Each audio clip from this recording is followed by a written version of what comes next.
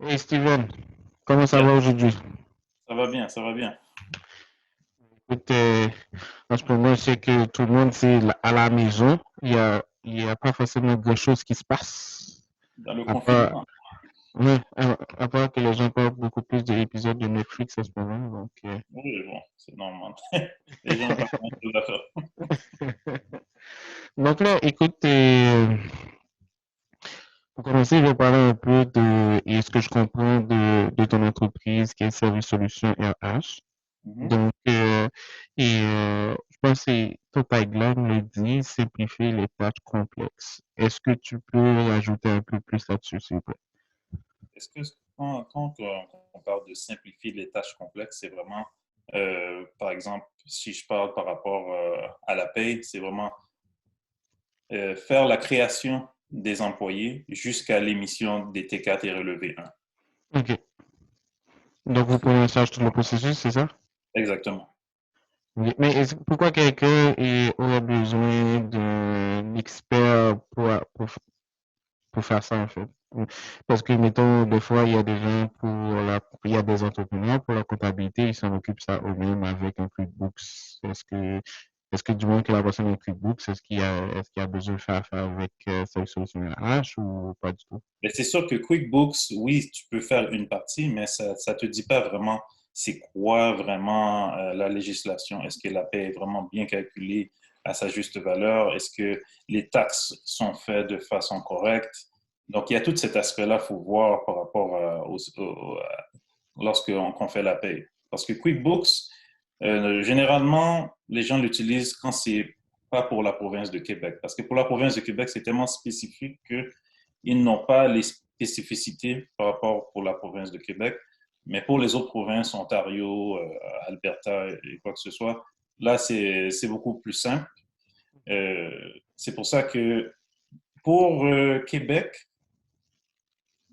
nous, on ne propose pas de faire affaire avec QuickBooks, à moins qu'ils auraient un nouveau module qui serait très spécifique au Québec parce que c'est très différent par rapport aux autres provinces. Ok. Puis nous, Ouais, j'ai entendu beaucoup ça par rapport à QuickBooks et concernant la paie. Est-ce qu'il y a une autre alternative par rapport à pour le Québec, si quelqu'un ne veut pas utiliser QuickBooks? oui, donc il y a Deluxe Pay Web qu'on peut utiliser. Certaines autres personnes peuvent faire affaire aussi avec des systèmes comme ADP ou Ceridian aussi. Ce sont quand Ok. même des très bons systèmes aussi qu'on peut utiliser pour faire la paye. Ok. Mais d'habitude, ces affaires de ADP, c'est dire, le plus souvent, c'est proposé par les banques. C'est ça, Est-ce c'est qu'il faut proposé toujours par. passer par la banque ou est-ce qu'on peut les contacter On peut, directement? on peut le passer directement, mais c'est juste que la banque, eux, pourquoi ils proposent ces produits-là, c'est parce qu'ils font, ils ont un petit pourcentage parce que ceux qui font affaire avec la banque, donc la banque les donne certains avantages. Et probablement aussi que lorsque, pour le système de dépôt direct, Mhm. des systèmes comme ADP sont affiliés peut-être avec certaines banques. Ok. C'est pour ça qu'il y a les fichiers qu'on transfère à la banque pour créer le dépôt direct. C'est beaucoup plus facile. C'est pour ça que les banques ils disent OK, faites affaire avec ADP. Mais en fait, quand tu peux utiliser n'importe quel système en tant que tel, et puis tu peux faire affaire avec la banque et ça va fonctionner. Ok. Mettons là, avant, je commence à parler de l'aspect remote qui commence à être très en vogue au Canada Mhm. concernant la paye. Et je vais savoir quels sont les risques si quelqu'un ne fait pas la paye correctement. Donc, est-ce qu'il y a un risque que le gouvernement vienne et ferme les portes de la compagnie ou est-ce que c'est juste une amende? C'est comment ça se passe? Les premiers risques, c'est que, premièrement, bon, il y a toujours des remises gouvernementales qu'on doit faire à chaque 15 jours. Donc, déjà là, si les remises ne sont pas faites à temps, il y a des pénalités. Ensuite, Mhm, la pénalité peut amener jusqu'à la fermeture des comptes. mhm. Euh, et ça, ce que ça peut engendrer à la fin, c'est que le gouvernement va dire, ben, tu n'as pas payé les impôts, tu n'as pas payé les taxes, toutes les remises gouvernementales. Donc, nous, on va aller au plus loin, on va fermer la compagnie en tant que telle. Wow. Donc, ça peut aller loin. OK. Ça que c'est très important dès le départ, qu'on a des employés pour traiter la paie, de faire les remises gouvernementales à temps pour ne pas avoir de pénalité par la suite. Donc, c'est pas le même risque que si tu fais pas tes déclarations de TPS TVQ correctement. C'est pas le... Non, c'est pas c'est même plus sévère que les TPS TVQ. TPS OK. TVQ, c'est sévère, mais ça dépend comment que l'employeur ou la compagnie est cité. Tu peux être OK. cité à chaque 3 mois, tu peux être cité annuellement, donc c'est vraiment différent. Tandis que pour une compagnie, peu importe que tu sois une PME ou que tu sois une grande entreprise, tu n'as pas le choix de faire les remises gouvernementales. OK. Il faut les faire à temps. Comme pour les PME, normalement, c'est à chaque 15 jours, il faut faire les remises gouvernementales. Ben, à chaque 15e jour de chaque mois. Par exemple, là, on est au mois d'avril, donc la prochaine remise serait avant le 15 de mai. Mais si c'est des grandes entreprises, ça, normalement, c'est à chaque 7 jours. Normalement, ils ont des remises presque chaque semaine. OK. Ouais. Donc là, donc là, je viens à ma question concernant l'aspect de télétravail, remote work, working from home. Il y a Mhm. ça a plusieurs dénominations en ce moment. Et est-ce que ça change quelque chose au niveau de la paye? Est-ce que ça va changer quelque chose au niveau de la paye dans le futur? Mettons, si par exemple, je suis une compagnie au Québec, mais il se trouve que mon employé se trouve à Vancouver ou aux États-Unis. Qu'est-ce que ça va changer pour moi au niveau de la paye en Au étant une niveau de la compagnie paie, ici? nous, on est capable de faire tout à distance. Il n'y a rien qu'on ne Mhm. puisse pas faire à distance. On peut faire tout le traitement de la paie de A à Z. La seule chose, c'est que ça va demander que la compagnie soit 100% numérique. Ça veut dire qu'il ne faut OK. pas avoir des papiers. Tout doit être en format PDF pour garder les archives. Mhm. Mais ça demande seulement ça. Si la compagnie est déjà en format numérique, il n'y a pas de problème. Mais si la Mhm. compagnie utilise encore les anciennes méthodes, mais il faut amener cette compagnie-là à faire tous les trucs numériques pour qu'on puisse aller de l'avant, pour que toutes les données doivent être gardées. Parce que pour la paie, par exemple, on a besoin de garder les informations au moins 7 ans dans les archives pour qu'on OK. puisse les détruire, avant de les détruire. Donc, c'est OK. très important que ça soit numérique pour que si jamais il y a le fisc qui passe ou il y a des enquêteurs du Mhm. gouvernement, on puisse avoir les preuves pour dire que ça, on a fait de telle façon, ça a été approuvé, tout est réglementé. OK. Ouais. Euh, Là, ici, par exemple, j'ai un employé qui se trouve à New York. Qu'est-ce que ça Mhm. change pour moi en étant une compagnie au Ça ne change Québec? pas grand-chose. La seule chose, c'est que il faut être sûr d'être cité avec la paie US et faire les OK. remises gouvernementales fédérales et faire les remises pour l'État de New York, par exemple. OK. Ouais. Donc là, ça change. Mais est-ce que je vais devoir payer des remises au Canada pour cet employé qui se trouve à New York aussi? Ça dépend. Si c'est un employé qui est vraiment un employé US, on Mhm. va le payer en devise US. Mais si c'est un OK. employé canadien, ce qu'on va faire, c'est on va on va utiliser son même salaire, mais on va faire une conversion en US pour qu'il OK. puisse être payé en US. OK. Donc, parce que ça change si, par exemple, l'employé est un employé canadien, mais qui se trouve aux États-Unis, et d'un employé qui est un employé américain qui se trouve aux États-Unis. OK. Exactement, exactement. Donc là, donc vu qu'il n'y a pas de changement, il y a pas une hausse de complexité, donc le télétravail n'a forcément aucun impact sur la paie en tant que telle. Donc, Non, non, on peut faire la paie, c'est un service essentiel. mhm. Donc, peu importe la situation, COVID-19, pas COVID-19, il Ça faut peut- produire la paie parce que les gens doivent être payés. OK. OK. Non, c'est juste une question que les gens doivent l'entreprise doit faire un transfert numérique pour faciliter cette approche-là en cas de Et surtout, télétravail. pourquoi? Parce que certaines entreprises, bon, je dirais plus les grandes entreprises, ils ont des Mhm. employés qui font des saisies de salaire sur la paie des employés parce que, bon, ils ont eu des, euh, des jugements à la cour. Donc, ça, des fois, les gouvernements, ils ont pas encore changé leur méthode d'être numérique. OK. Qu'est-ce que je proposerais à ces entreprises qui reçoivent encore des fax manuellement? C'est qu'ils devraient changer à avoir un fax numérique, un fax email qui Mhm. permettrait de recevoir les fax directement dans leur boîte de courriel général. Ah, OK. OK. Je vois ce que tu veux dire. Je vois ce que tu veux dire. Ben, je pense qu'il y a un outil qui s'appelle Elofax, là, que les gens pourraient utiliser à cet effet. Et, Exactement. et, donc là, l'autre question que j'aurais pour toi, c'est que avec COVID, qu'est-ce que ça a changé pour Service Solutions RH? Est-ce qu'il y a des choses est-ce qu'il y a des façons de faire qui ont changé pour vous? Non, ça n'a pas changé. La seule chose que on a dû s'adapter avec le changement parce que vu que les clients nous envoyaient direct toujours les documents par email, et que c'est simplement pour la signature, on, on a décidé d'utiliser un autre système pour valider les signatures, ce qui s'appelle DocuSign.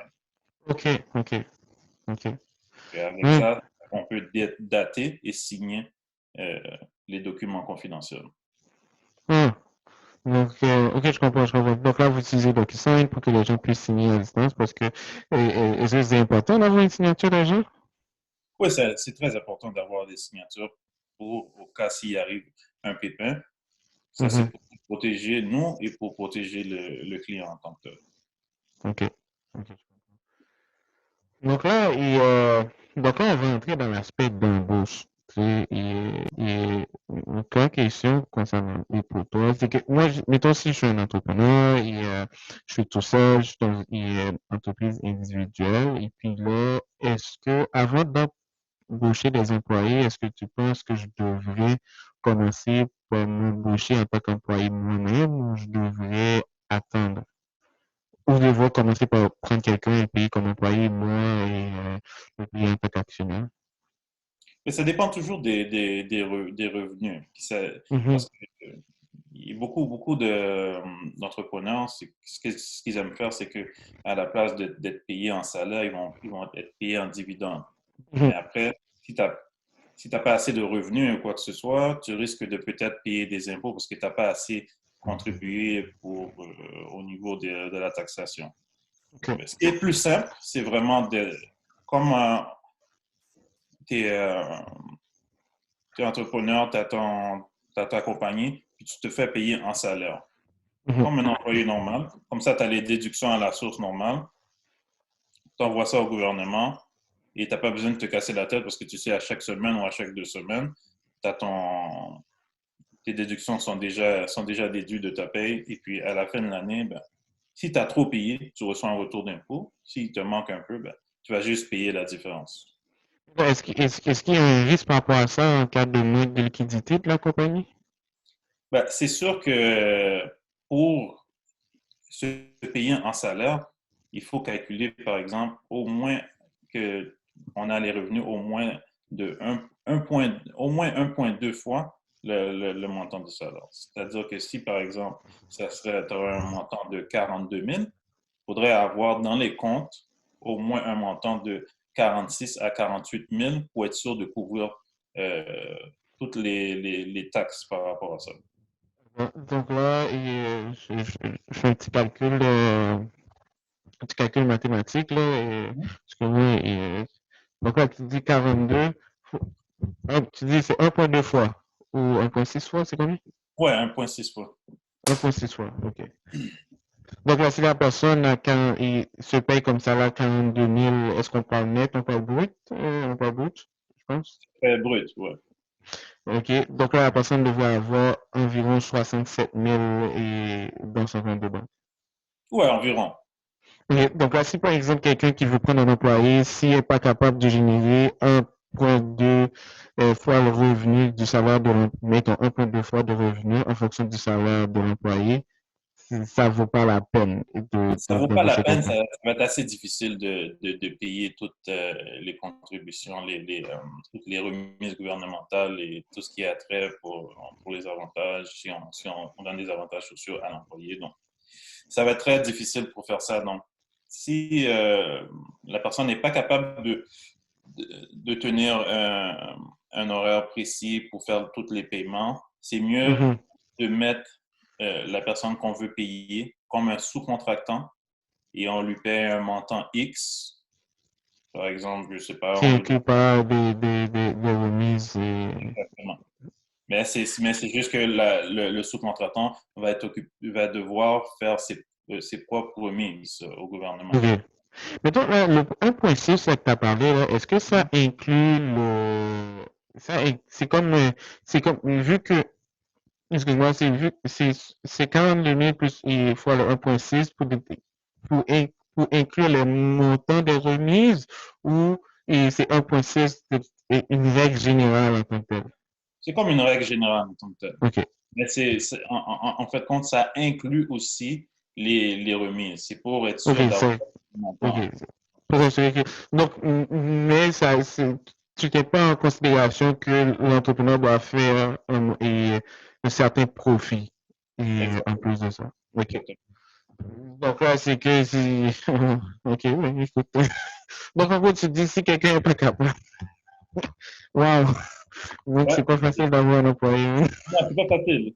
C'est pas facile parce que sinon, ça fait que quand il va avoir les remises gouvernementales à faire, ben, tu vas être en insuffisance de fonds. Puis là, ça va continuer. Et ça devient difficile à rattraper ça parce que ça vient assez vite, les remises. Ouais, je comprends ce que tu dis et c'est un très bon point. Et je pense qu'il y a, mais en même temps aussi, je pense pas que les gens devraient considérer ça comme un obstacle à dire, OK, ben, vu que je dois, mettons, pour faire ça simple, si je dois payer quelqu'un 42 000, je dois m'assurer d'avoir des revenus qui représentent le double de ce montant-là. Mais en même temps aussi, si quelqu'un veut croître son entreprise, il y a besoin d'employés. Donc, Exactement. Puis, tu sais, il y a des programmes aussi que, tu sais, si l'entrepreneur a peut-être pas assez de fonds, mais il y a des programmes pour comment aller chercher une genre de mise de fonds pour avoir le premier employé avec des programmes gouvernementaux. Donc, l'entrepreneur peut aller se renseigner pour voir comment il peut aller chercher une somme d'argent pour être en mesure d'embaucher un premier employé. donc là, pour qu'on parle d'embaucher un premier employé, récemment, sur le blog de la Jeune Chambre de commerce haïtienne, tu as publié un article concernant l'embauche d'un premier employé pour les entrepreneurs. Est-ce que tu peux nous dire pourquoi qu'un entrepreneur doit se rendre vers là le plus rapidement possible vers l'embauche d'un premier employé dans ce processus de démarrage d'entreprise? Effectivement, tu sais, avoir un premier employé pour une entreprise, ça permet, premièrement, ça montre le sérieux. Deuxièmement, ça montre vraiment la croissance de l'entreprise. Vu que au départ, quand tu es entrepreneur, tu dois faire tout toi-même, tu t'occupes des ventes, tu t'occupes du marketing, tu t'occupes de plusieurs choses, de comptabilité et tout. Mais là, quand tu commences à grandir, il faut vraiment mettre tes efforts sur vraiment les activités pour faire grandir l'entreprise. Donc, les choses que on est moins bon, parce Mhm, que l'entrepreneur ne peut pas être bon dans tous les domaines, mais il faut mhm, commencer à engager. C'est ce qu'on appelle déléguer mhm, les tâches. Mais en déléguant les tâches, on va être amené à embaucher un premier employé. mhm. Ok. Donc, quelqu'un devrait, et un entrepreneur, pas forcément quelqu'un, un entrepreneur devrait inclure dans sa stratégie le plus rapidement possible de mettre d'embaucher un employé Exactement. pour combler ses faiblesses par rapport à Exactement. l'entreprise. Mais Exactement. je pense que des fois, c'est que ce que je remarque, c'est que il y a des entrepreneurs qui sont en démarrage, il y a beaucoup de focus qui est mis euh, sur le client. Donc, il va mettre l'emphase sur le marketing, aller chercher beaucoup et aller chercher de la clientèle, mais il y a moins d'emphase qui dit, OK, je dois embaucher un employé pour pouvoir supporter cette croissance-là. Donc, je pense qu'il y a toujours un équilibre qui est parfait à ce niveau-là et même des fois dans la recherche de financement, la portion employée est le plus souvent négligée. Et yeah, Négligé comme on parce dit, que it's my two normalement, cents. il y a toujours, il y a toujours un coût associé à ça.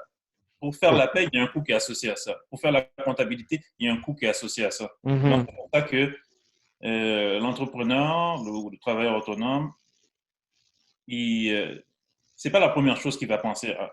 Lui, il va penser, est-ce que je veux faire de profit? Est-ce que je vais avoir plus d'argent?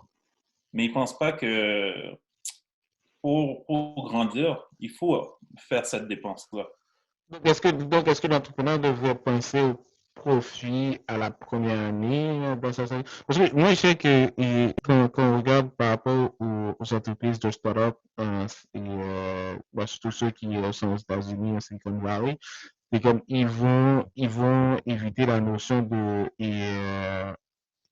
profit sur une période de 1 an ou 2 ans, vous dire OK, mais ils vont embaucher des employés. Donc, le plus souvent, leur approche de financement, c'est pas pour aller investir dans les stratégies de marketing, c'est plus pour aller embaucher du personnel, soi-disant pour améliorer leurs produits. Et eux autres, à ce moment-là, ils vont s'en occuper du marketing, mais ils améliorent leurs produits, offrent du service à la clientèle et ainsi de suite. Et puis, à la troisième année, donc, ils vont commencer à entrer dans l'aspect, ben OK, donc là, j'ai des employés, j'ai amené le produit à un certain niveau, laisse-moi le rendre profitable et rendre mon processus profitable en tant que tel, et ainsi de suite. Et du coup, j'ai parlé de tout ça, mais j'ai oublié c'était quoi ma question. Mais... Non, mais ce que tu as dit, c'est vraiment ça. Ça devrait vraiment être comme ça. Pas, ça devrait vraiment le fait de, c'est faire les dépenses nécessaires au départ, ne pas penser au profit. Les profits vont venir plus tard. La première année, c'est rare C'est qu'on, possible, hein, c'est possible. tu fais des essais-erreurs, essais-erreurs, puis tu t'ajustes au fur et à mesure Hmm. avec les Donc, années. donc, si je reviens à l'aspect des fonds, ben aussi, ça peut toucher l'aspect du financement. Ouais. Et mettons, je me souviens, et j'écoutais une conversation avec Bill Gates, une présentation de Bill Gates, en fait.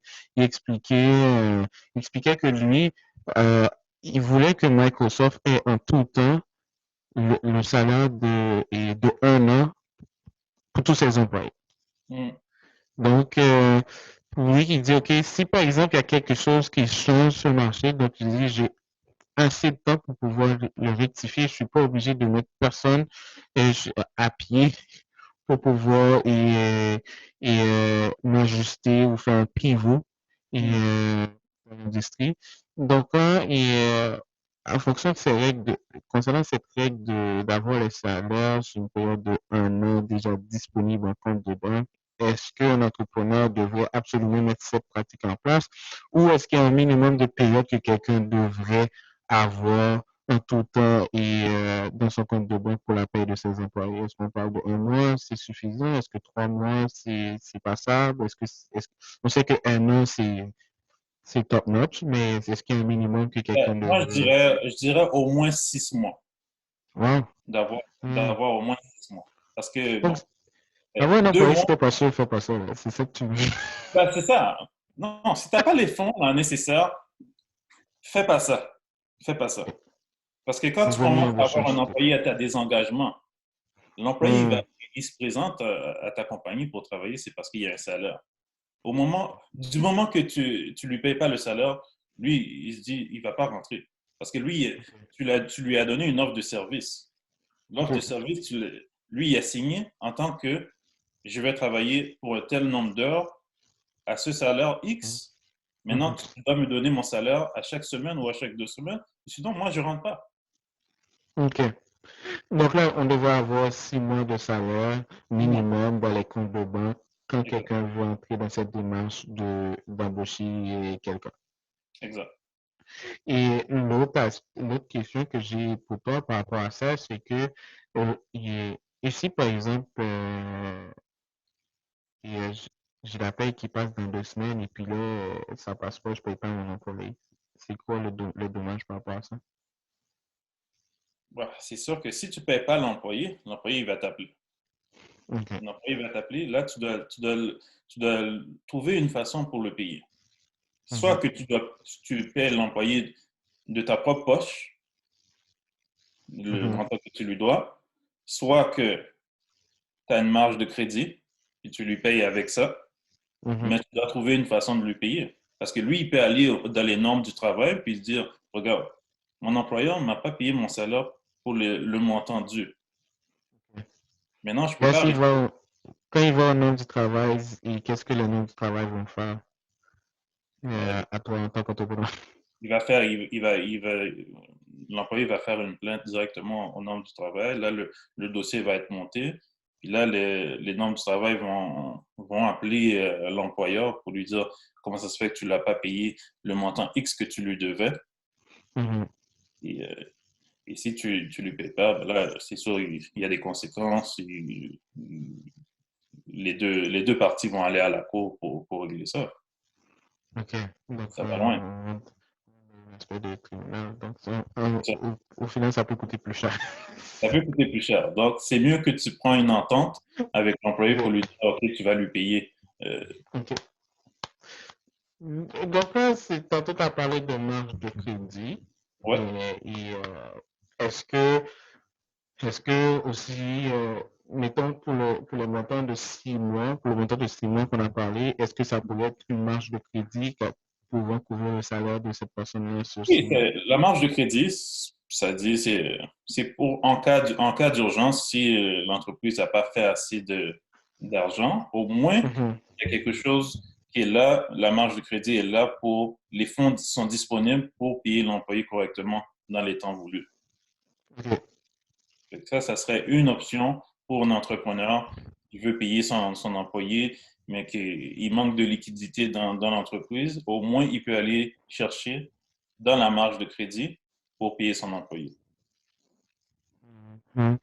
Donc là, il y a une question pour toi, en fait, et concernant ce sujet.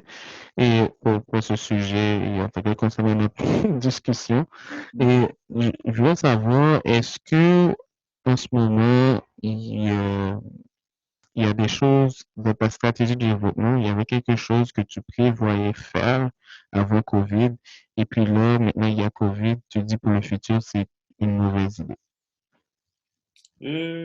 Non, je ne peux pas dire que, parce que les choses, je les avais déjà mis en place avant le Mhm, COVID. Par exemple, de plus en plus, je ne rencontrais pas les clients parce que je n'avais pas le temps de rencontrer les clients ou c'était difficile de les voir physiquement. Donc, les clients m'envoient les informations directement par email. Ils scannent ça. S'ils n'ont pas de scanner, il y a toujours l'application Scam Scanner. ok. Ils puissent, Ça peut dire beaucoup de choses. Scam scanner. Ok, scam scanner. ils peuvent scanner directement leurs documents avec De leur téléphone, c'est ouais, ça? de leur téléphone mobile. Ah, écoute. Ça se fait très bien. Il y a pas de problème. Donc, en gros, Service Solution RH, c'était déjà bulletproof du COVID. Ouais, ouais. On était déjà bulletproof déjà. On était déjà à l'avance, à l'avant-garde. Donc, c'est vraiment super. Écoute, Steven, je te dis bon, merci pour cette rencontre. Donc, c'est sûr qu'on va discuter dans le futur. Et puis, je te souhaite beaucoup de succès avec Service Solution RH. Donc, je sais que le remote work va être à la mode. Donc, ça se peut que, je sais pas, tu vas avoir des entreprises du Québec qui ont des employés en Haïti, par exemple, que tu vas devoir faire la paix pour eux autres. On sait non. Non, mais tout est possible. Maintenant, c'est l'avenir. L'avenir, c'est vraiment le remote work. Ok, parfait, alors. Écoute, je te dis encore merci et puis on se parle bientôt, Steven. Merci, hein? Ouais, salut.